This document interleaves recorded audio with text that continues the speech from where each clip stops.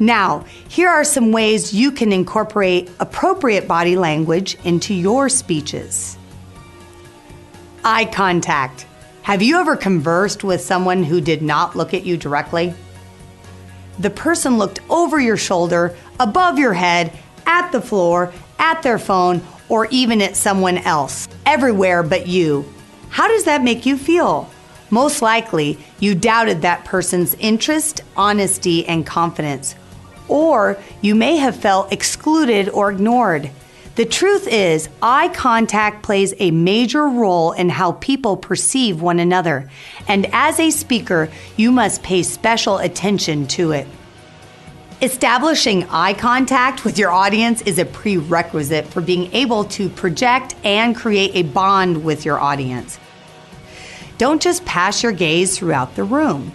Instead, try to focus on individual listeners and construct a bond with them by looking at them directly in the eye for 5 to 10 seconds. To make this happen a little easier, find a single person in the audience. You know, those who are nodding in agreement or fully engaged with your every word. And make eye contact with him or her. Stay with that person long enough to deliver a full sentence or complete thought. Gestures. Gestures are the most expressive part of body language and consist of movements of the head, shoulders, arms, hands, or some other part of the body. To be most effective, gestures should be made above your elbow and away from your body.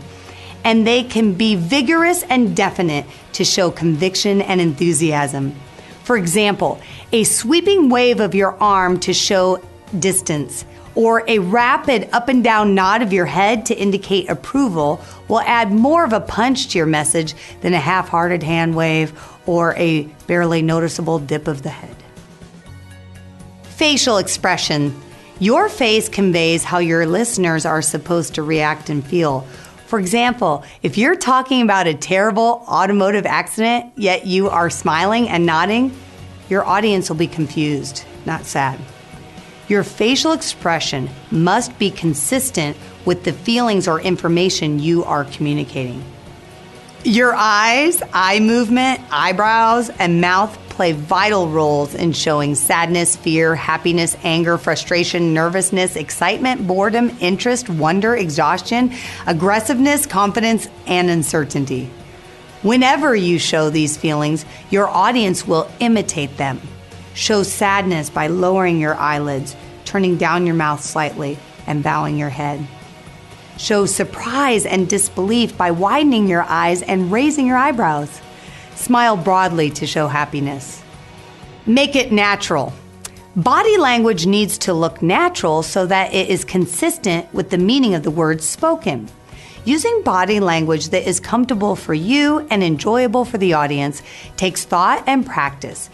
It is so important to practice your speech in front of a mirror, camera, or in front of a few trusted friends or family so that your eye contact, gestures, and facial expressions fit appropriately into your speech.